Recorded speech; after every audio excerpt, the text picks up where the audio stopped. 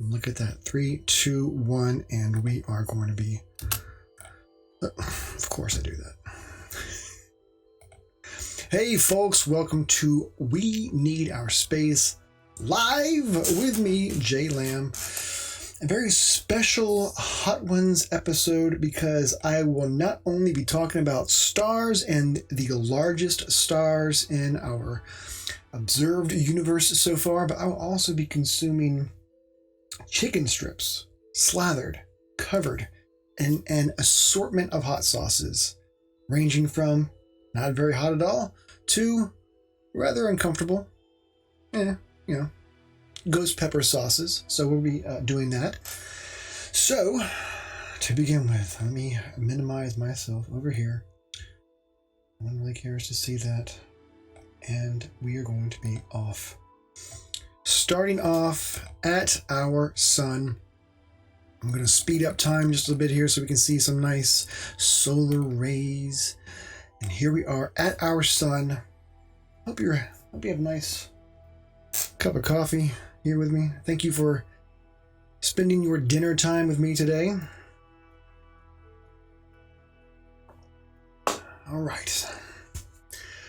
Well, here we are at our sun. Let me slow down time just a tad there. So many people believe that the sun is going to be the largest star that you can actually observe. Not so. The sun only appears to be so large because it is so close to us. Now, this is our home star. It is what we revolve around. It is our solar system home base. It is the source of most of our vitamin D that we get. It helps the plants grow. The sun, you have to love it. But the sun is far from being on a list of the largest stars we've ever observed. In fact, our star, the sun, is a yellow star. It is a very average-sized star, very average temperature, but perfect for us. Well, as we are out here, we can zoom in some and see these sunspots. Let's get a little closer there to see those sunspots. Well, sunspots may appear dark, but that's only because we have to dial down the exposure here to see the surface. The sunspots are actually quite bright as well. If you could take one of those sunspots and put it up in the sky, it would be as bright as the full moon, but you'd have this little orange halo glow around it. So they're only dark compared to the rest of the area. And of course, we've had to dial it down some. If we increased the exposure being more like this, of course, you wouldn't be able to see it, but that is what we have right now. So we can see those sunspots a little bit better. Okay, well, there are all different types of stars. Like I said, our star is a yellowish star, a very average size star, but there are other stars out there. There are red stars, blue stars, there are brown dwarf stars, bluish white stars, orange stars. There are dwarf stars, supergiant stars, hypergiant stars. We'll be seeing mostly, if not all, supergiant and hypergiant stars. So there are a few things that we need to go over before heading down this path. I have to point out that the stars don't really have boundaries like rigid planets do.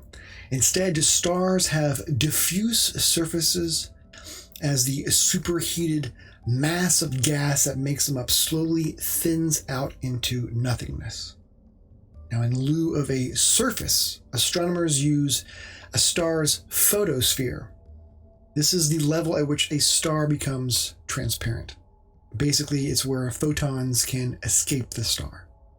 So going forward, whenever I mention the star's surface, I am talking about the photosphere. Now, the second thing I want to mention, Second thing I want to mention is that these are estimations. Accurate estimations, but they are only estimations.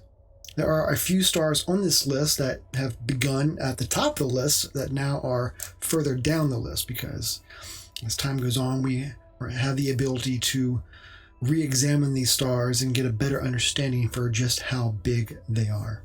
So with that out of the way, let's go to planet Earth so we can see where our top 9 stars are going to be. The reason why I chose 9 stars, because I wanted to choose the first star that we're going to, Betelgeuse, and I only have 8 bottles of hot sauce in my cabinet, so that is why I kind of dialed this down some. So we're going to start off at Betelgeuse. Here we are at planet Earth. Now let's find number 9 on our list. It's going to be Betelgeuse. Probably the most famous star, most well-known star on this list. In order to find Betelgeuse, we can easily find it in the constellation Orion. To find Betelgeuse, all you have to do is find Orion. There's 3 stars forming his belt, and then up there you'll have Betelgeuse and you'll have Bellatrix. Betelgeuse is where we're going to right now. Let's plot a course off to Betelgeuse. Traveling faster than the speed of light to get there. Whenever we do get to Betelgeuse, you will see that it is a red supergiant with a diameter of up to 1,200 solar radii.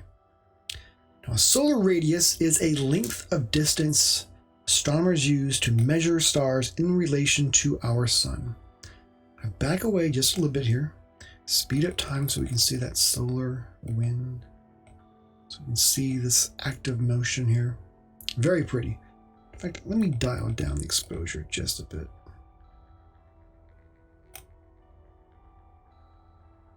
We can see that it is not a perfect sphere. It looks a little lumpy.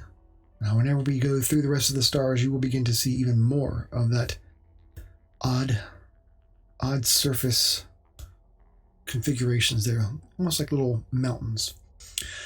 Well, 1,200 solar radii. Why?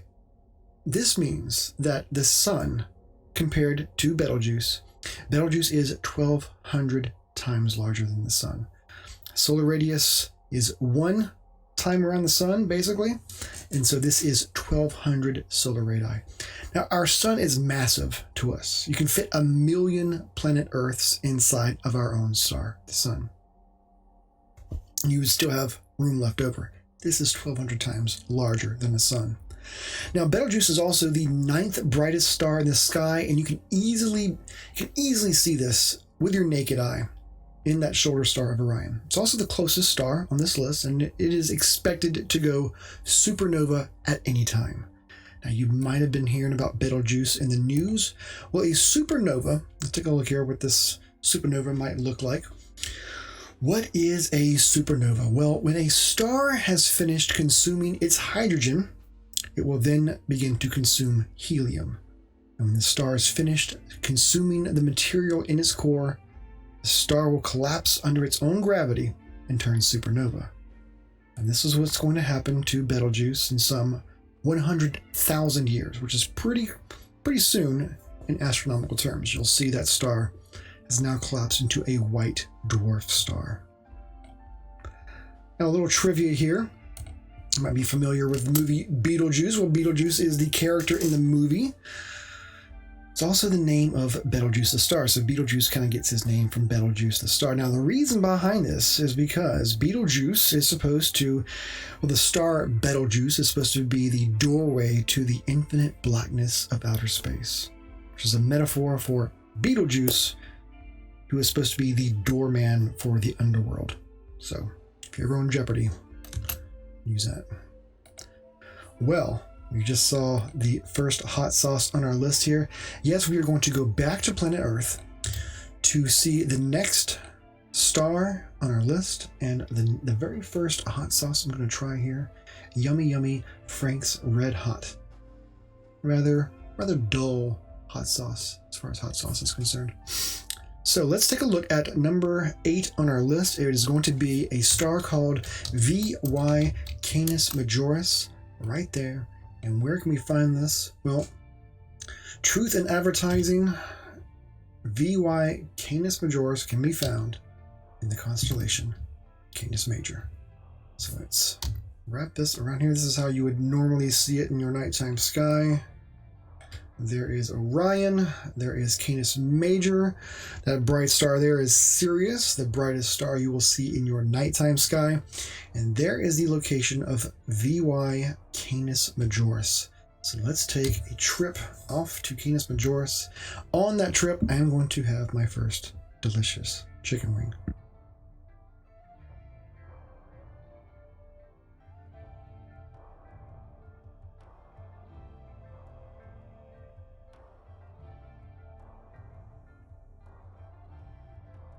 Frank's Red Hot sauce. Not particularly hot, but quite delicious. A stellar combination of cayenne peppers, vinegar, yada yada yada other stuff. Just 450 Scovilles. Not too bad. We're going to start off small. But yummy nonetheless. Let's speed up time a little bit here so we can see some Canis Majoris action. There we go. Oh boy, let's take a look at... There we go. That's a better angle.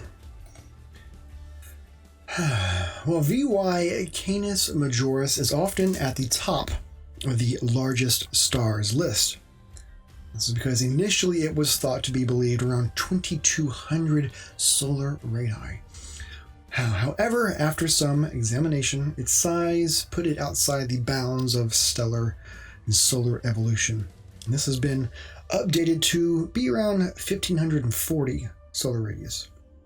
So far we have talked about a supergiant star and we have talked about hypergiant stars. Now, let's take a look here at the comparison between VY Canis Majoris and our own sun. Well, I talk about the difference between hypergiants and supergiants. Some very general terms here. So for the most part, the terms are loosely used to refer to the largest and most luminous, brightest, and the most energetic stars in the universe. Now, the exact term that one should use depends on the specific star that one is discussing, its size and luminosity. There are yellow hypergiants, there are red supergiants, there are even blue supergiants. Don't need to know all the specifications about where all the cutoff points are, but for now, let's just suffice to say that the coolest stars are red stars. The hottest stars are the blue stars. Supers are a tad more luminous than hypers, and hyperstars are the largest. Now, regardless, hypers and supers are amazingly large. Here we are at VY Canis Majoris. Zoom in a little bit for fun here. We will see some better detail on some other stars. For the time being, let's go ahead and head off back home to planet Earth so I can show you the location of the next star on our list, number 7, KY Cygni.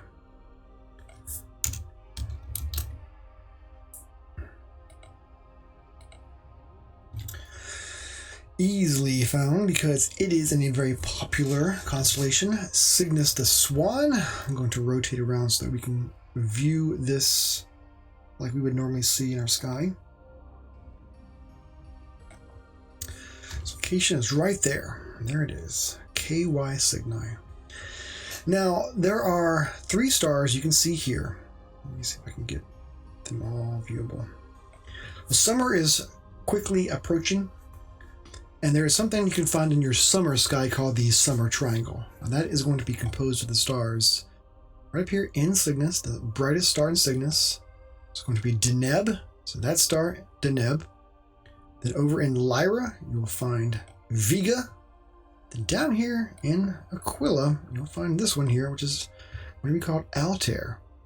So Altair, Vega, and Deneb, 3 very bright stars along the path of the Milky Way galaxy, forming something called the Summer Triangle asterism.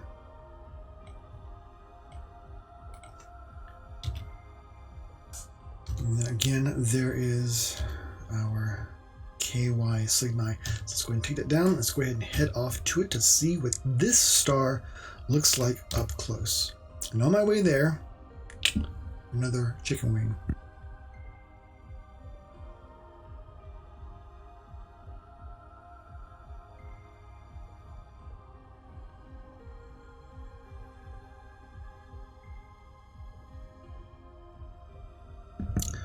Yes, I do have to turn off my microphone because I can't stand hearing people eat, especially not in headphones. Not my thing. So I do mute the mic for you. Before I get into this, talk about a little bit of what I just had. That is going to be Crystal. Made in Louisiana, contains cayenne peppers, vinegar, 800 Scovilles. Again, not too bad. And if I can be honest with you, Crystal is not the best thing, I think, for chicken wings and chicken. I like it on po' boys, gumbo, soups. Same way with Tabasco sauce. I found that hot sauces are good for certain things. Each one has its little area that it is best in. Crystal, not so much on chicken. But that's just me. Well, here we are at KY Cygni. Let's get a little bit further back here, increase some time, and you will see that this is a more uniform looking star, a more spherical looking star. Betelgeuse that we just went to, kind of clumpy.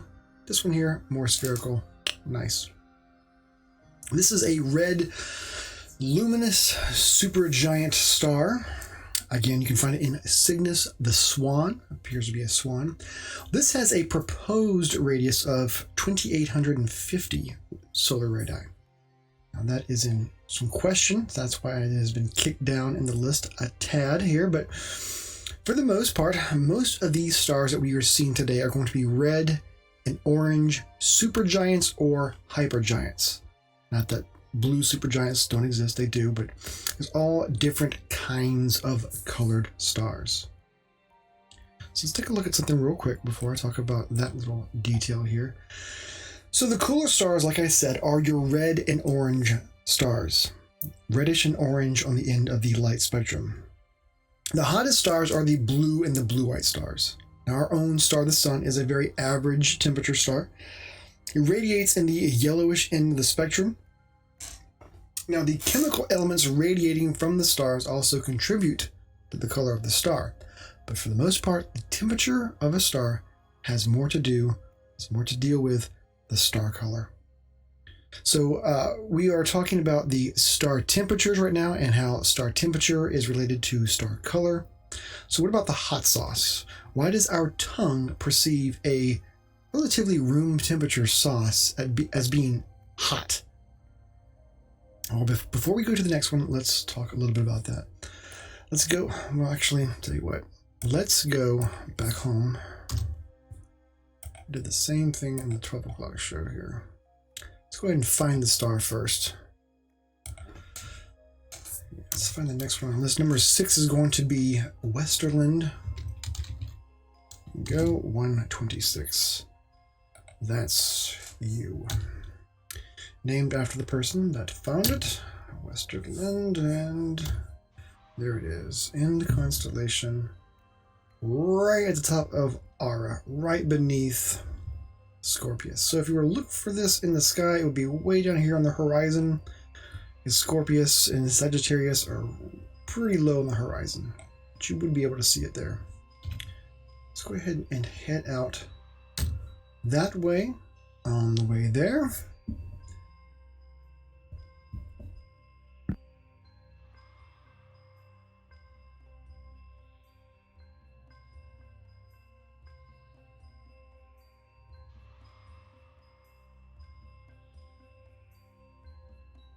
can I wash this down with some coffee? Here we are at Westerland 126. I'm back away from it just a tad here. Let's put some lightning on there. There we go. Now we're looking good. Get right there. Milky Way in the background. Nice. Well, let me talk about a little bit about what I just had here. It is my favorite. It is Valentina from Guadalajara, Mexico. Now, I first had Valentina when I was in Mexico for about 3 months with Cirque Dreams, this company called Cirque Dreams I was playing music for. I had it in Mexico, and I was very surprised to see that when I came back home to the States, you could easily find this in the grocery stores around here. And as an added bonus, if you ever do get some Valentina, try to put some in your Raising Cane's cane sauce. Very good mixture there. As we are right here, let me talk a little bit about what I was starting to talk about before, and that is why hot sauce is perceived as hot on your tongue. Let me talk a little bit about that there. So in chili peppers, there is a chemical in there called capsaicin. It's a chemical element that's responsible for that burning sensation. It's a molecule that is found in the fleshy part of the chili peppers. Now it's thought to be there for an evolutionary reason, to kind of ward off animals from eating it. But interesting fact to know that birds don't have the ability to taste or to receive capsaicin, so it doesn't really affect them.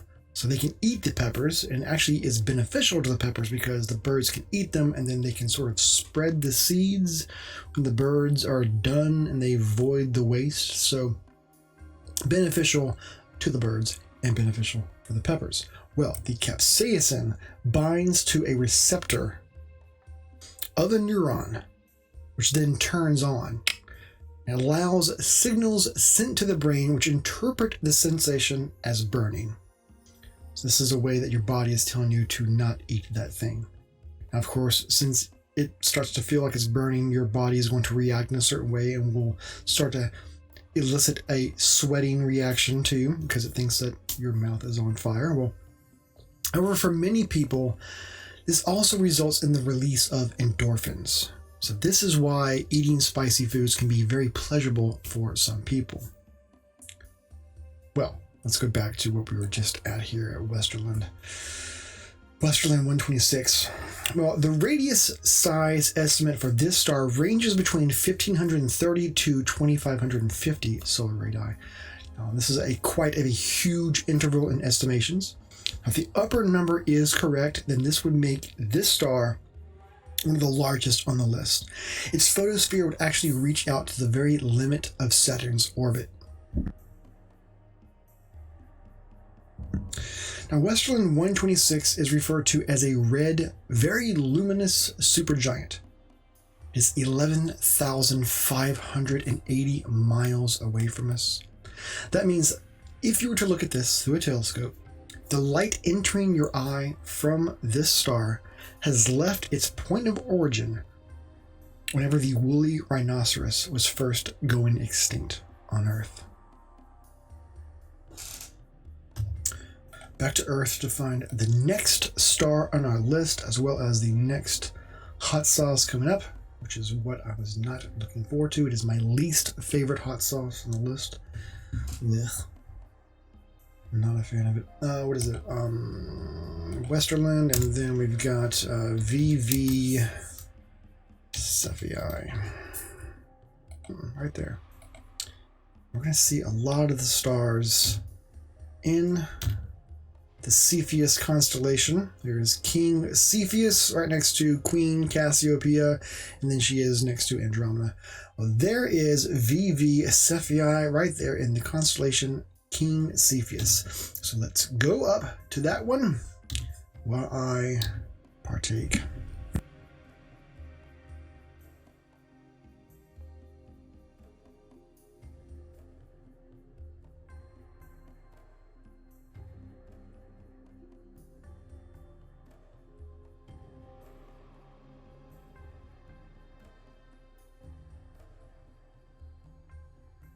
Ugh. Now that we're out here, we can see we have something very different to look at, which is nice. And the reason why I am making a strange face right now is because, come on, speed up a little bit here. There we go. Kick down the, kick down the exposure. Let's track this guy.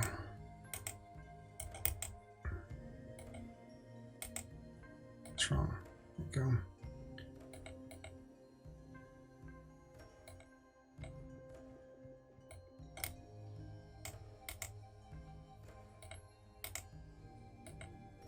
Okay, so we're going to see that thing right there kind of orbit around.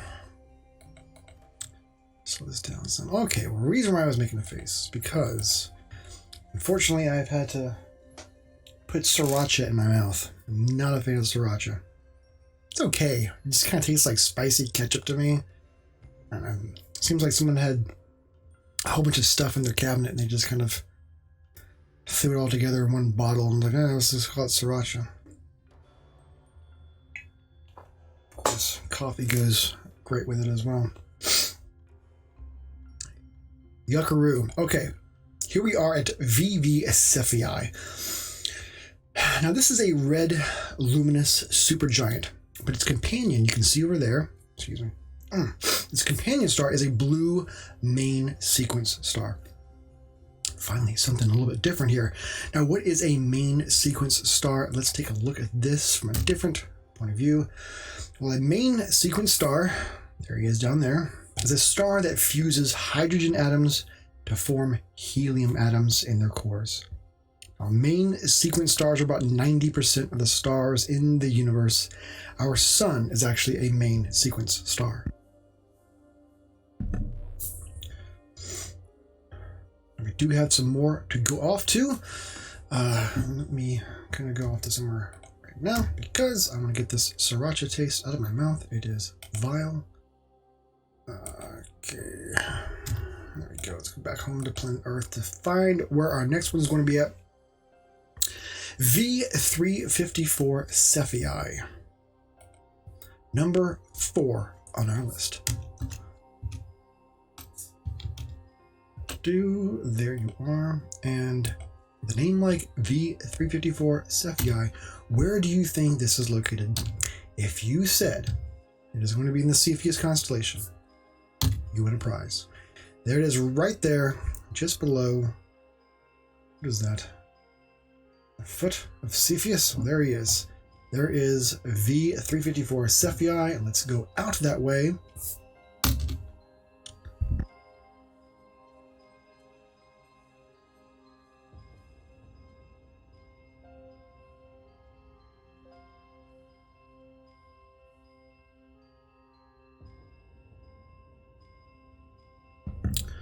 A nice little journey there, a much better tasting experience. Here we are, V354 Cephei. Again, looking kind of crazy there with the little clumpy mountainous ranges. Looks like a wad of chewing gum that has been set on fire. But here we are.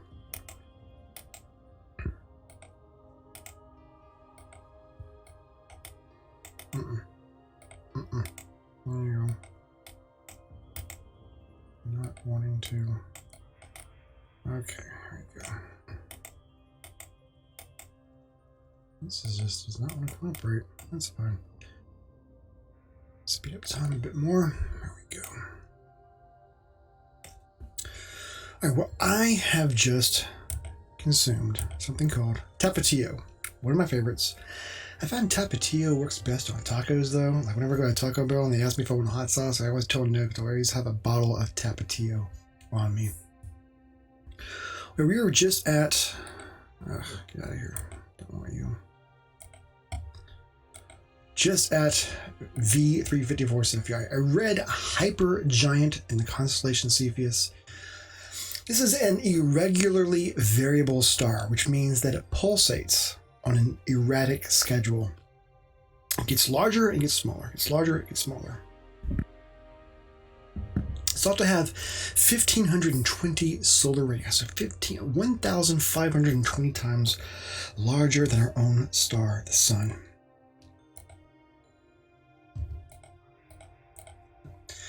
Well, again, we are at a red supergiant, or a hypergiant.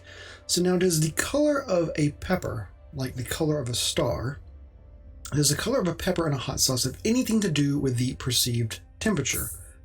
Well, the answer to that question is not really. The color of the pepper has more to do with how ripe the pepper is. For example, many peppers start off green and then they turn red. Serrano peppers can come in a variety of colors, and the ghost pepper, which I'll be kind of eating towards the end here, the ghost pepper starts off green, but then it will eventually turn red.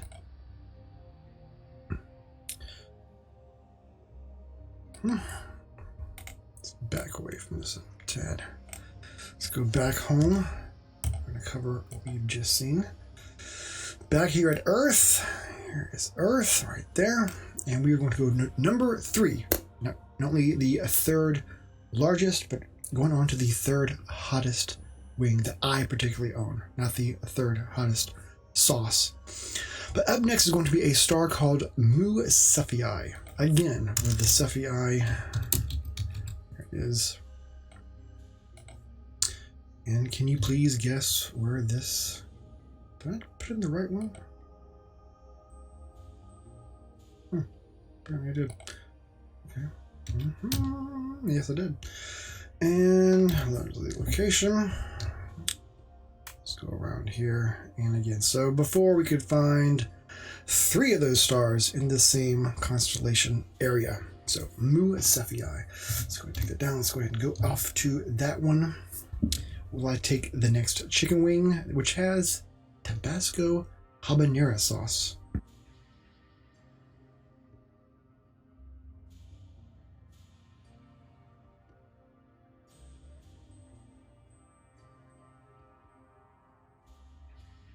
By the way, I have my girlfriend to thank for this particular idea. The night we were watching some shows, eating some delicious hot wings with my assortment of sauces on there. And I was trying to think of a new show idea. She said that you should do a Hot Ones episode talking about stars and hot sauces. I was like, yeah, I'm sure we could compare those two together somehow.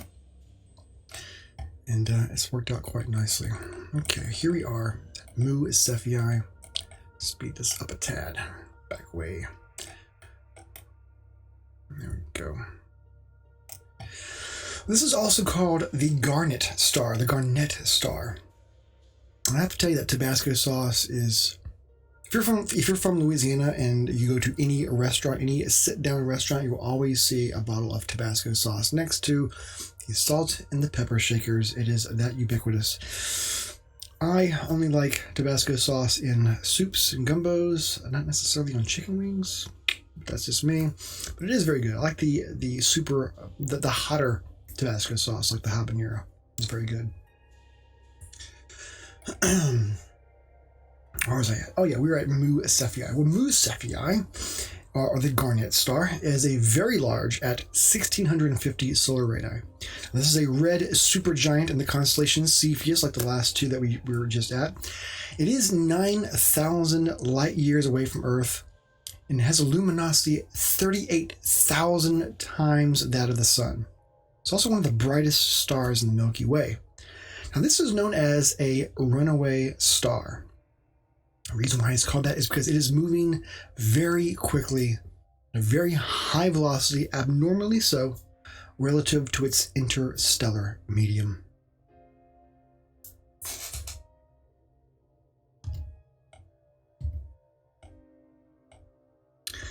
So let's go ahead and cover the last 2, because before I head off to it, the last 2 is going to be, there's the Tabasco sauce.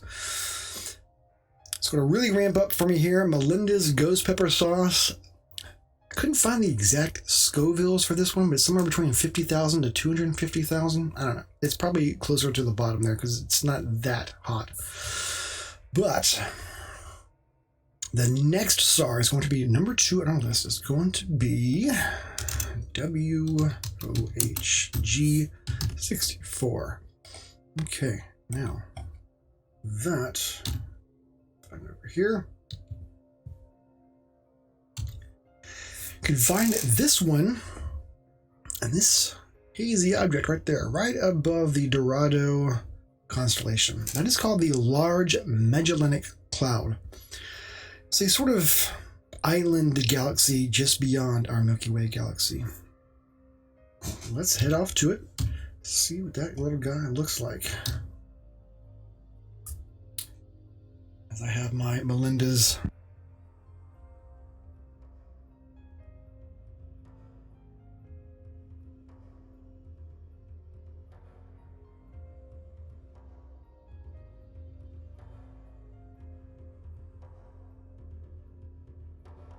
good flavor, but for a ghost pepper sauce, I don't know. It's not very hot to me. Here we are at this. Now we're getting to the really large stars here. And we can see how the spherical shape that you would think they would have is very different, very clumpy indeed. Let's get in here.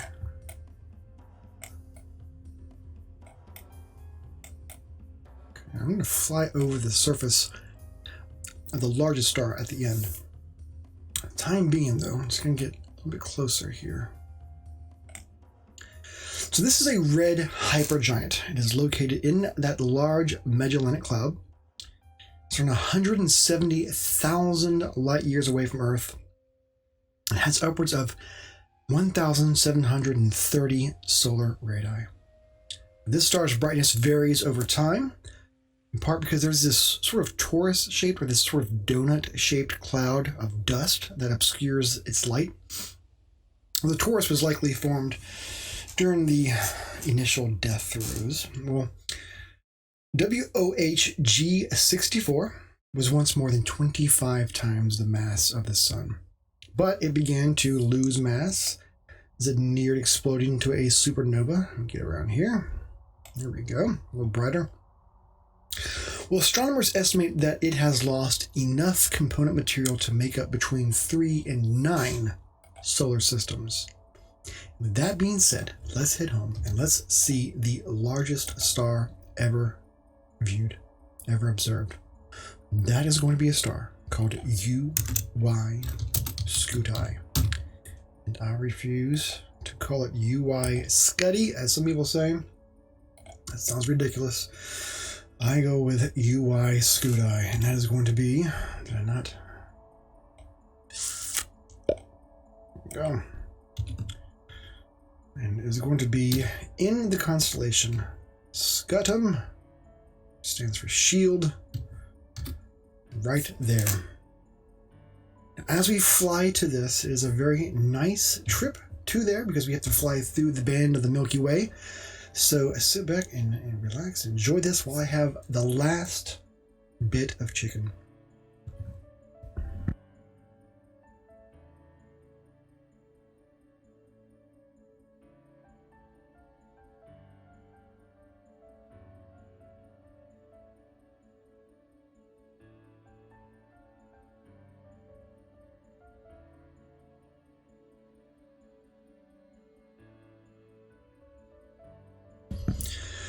And that last piece is going to be something called Trapeze Ghost Pepper Sauce.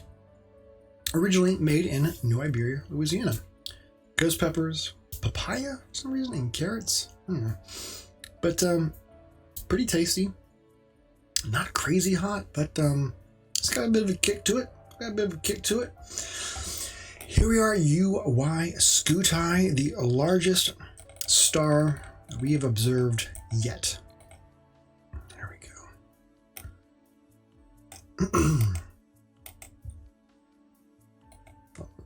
There we go, nice.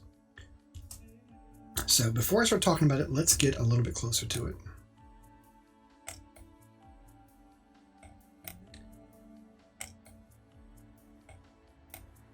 To sort of drive over the land of UY Scuti. There we go.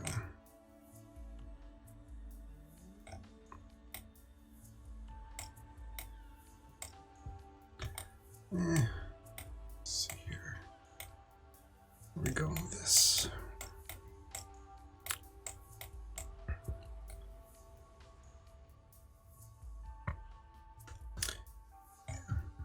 There we go. It's a better view. Okay. Yeah. All right. So here we are at UY Scuti, going over the surface. I don't like this angle. Let's see if we can go around the other way.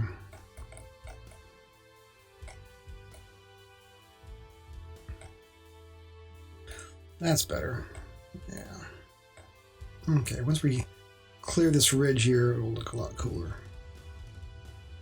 There we go. Going over the surface of UY Scuti. Get some coffee.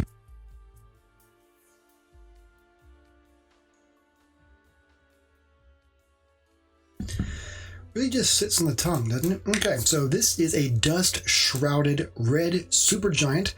It's around 1,700 times larger than our sun in diameter. Now, if you replaced UY Scuti, there's our little sun right there, 1 pixel. And there's UY Scuti. I don't think I have another one. No. Okay, well, if you replaced our sun with UY Scuti, it would be quite the thing. So the photosphere of UY Scuti, if it were in our solar system, would extend out past the orbit of Jupiter. Now the distance between the sun and Jupiter is around 484 million miles. Now the gas emanating from the star would form a nebula, and this would extend out 400 astronomical units, basically reaching out past Pluto. Like I was saying in the last couple of broadcasts, a astronomical unit is the measure between the Earth and the Sun. That's 1 astronomical unit. So the outer gaseous parts of the star would extend out past the orbit of Pluto, 400 astronomical units. Now this has a volume of 2.3 octillion miles. Like I said before, if you could fit 1 million Earths inside our own star, the sun, well, you could fit 6.6 quadrillion Earths inside UY Scuti. Let's put that into a bit of a perspective, okay? So if you could walk around the Earth, if you could do that in a straight line, it would take you about 1.4 years to walk all the way around the Earth. Now, if you could walk all the way around the sun, it would take you 154 years. So how long would it take to walk around UY Scuti? It would take you 320,000 years to walk across. Now, furthermore, it would take you 9,500 years to drive around UY Scuti in a car, going at an average speed. But no one, of course, would do that. They would fly in a plane. So what about a plane? Well, if you were in a plane, it would take you 1.8 days to fly all the way around planet Earth. Now, at that rate, it would take you 205 days to fly all the way around the sun. But to fly in a plane all the way around UY Scuti, it would take you 1,086 years. That is how large this star is. Over 1,000 years to fly around it in a plane. Well, let's head back home. There's a couple things we need to cover. Let's actually go and visit the sun. Let's see here. Let's just go to the sun. Flap to that. Well, as I wrap this up, I do want to mention a couple things once we get to the sun. Come on, buddy, where you at? Shit shows a better beverage than coffee. Here's our sun. Okay, well, like I was saying, for the week of Giving Tuesday, if you donate $25 to LASM.org for LASM's COVID-19 Relief Fund until Friday at midnight, you will be entered to win Leslie Charleville's special edition Blue Alligator, valued at $2,000. So you have until midnight Friday to donate $25 or more to be entered to win this prize. Now, as I mentioned this, I want to do one last thing. I want to answer a question. And the question was, why don't stars just blow up in space and just dissipate? After all, they're just big burning balls and exploding hydrogen bombs, right? Well, stars, here's why. Gravity is constantly pulling inwards. Now, stars are massive. So stars exhibit this gravitational pull and a distortion on space. So this huge amount of gravity is constantly pulling inwards upon the star. So stars have a very large area, very large mass. They warp the space quite a bit. So the gravity the star exhibits constantly pulls inwards. Now, the act of shining creates a force pushing outwards. So each star must maintain a balance of sorts. So all these massive stars that we just visited, they all toe the line. Too much radiation pushing outwards. So yes, there's this delicate balance of the star blowing outwards and then the gravity pulling it back in. So that's why they maintain their shape and they don't just blow up and dissipate out into space. So with that, I am going to conclude this. Get rid of this. This episode of We Need Our Space. I'm going to go drink some milk, maybe have some chocolate. Thank you for spending your dinner time with me tonight. Hopefully you've learned something about stars, our own star, the sun, as well as some of the most massive, huge, large stars in our visible universe. With that, I bid you farewell, and until next week, thank you for joining me. A very pleasant rest of your evening.